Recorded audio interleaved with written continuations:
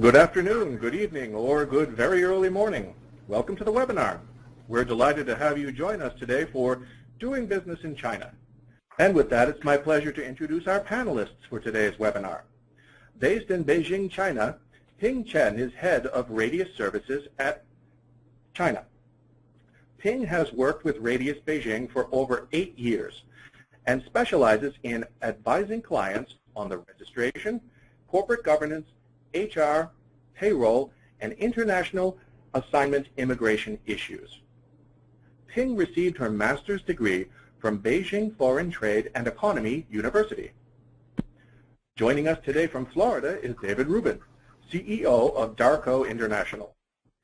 David has provided strategies for companies seeking to expand their sales, distribution, and manufacturing in the complex Pacific Rim marketplace.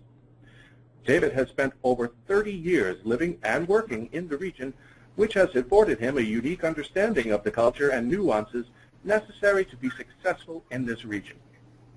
David has worked with Fortune 100 companies such as P&G, Rubbermaid, Applica, and Helen of Troy, as well as entrepreneurial startup companies. And with that, I'll turn the presentation over to our panelist, Ping Chen from Beijing, China. Okay, thank you, Edward. I'm Ping. Well, let's begin. Today, we are going to be talking about doing business in China. I have divided my presentation into 2 parts. In the first part, the theme of my talk is getting on the ground. In the second part, my subject is growing your business in China with HR considerations. I start my first talk with a very direct overview of what factors must be considered before you going into China. 5 main factors, those being policy in China, industry considerations, entity setup, location choices, and the HR considerations when you're growing your business in China. So next. Well, first begin with policy.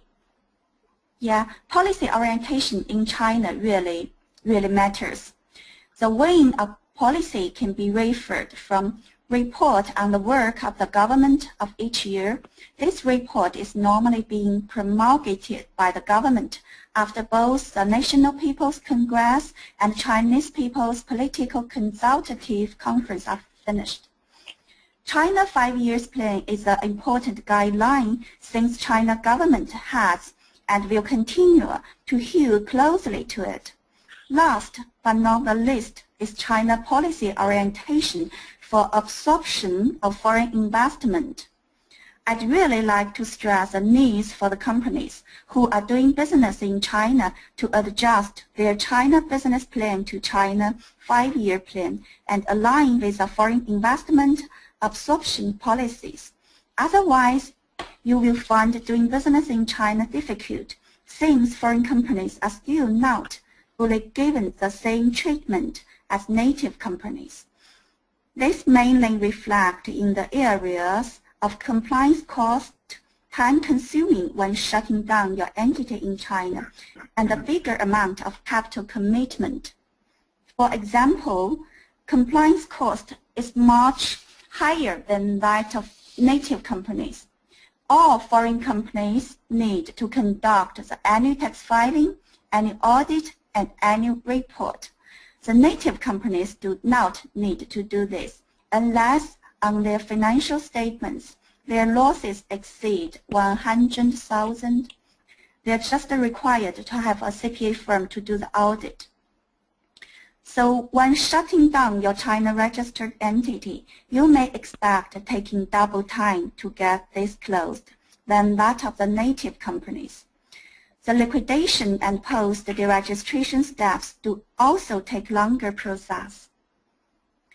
So although the capital commitment is a bit relaxed from the new China Corporation Law, when submitting for the approval of your Article of Associations, the Commerce Bureau will still pay attention to the size of your capital commitment, and as always, they prefer to approve the registration of foreign companies with higher capital commitment. So recently, interesting case is that the government are encouraging to the foreign enterprises who specialize in clear energy and can offer China proposals or solutions for improving the air quality in auto vehicle industry.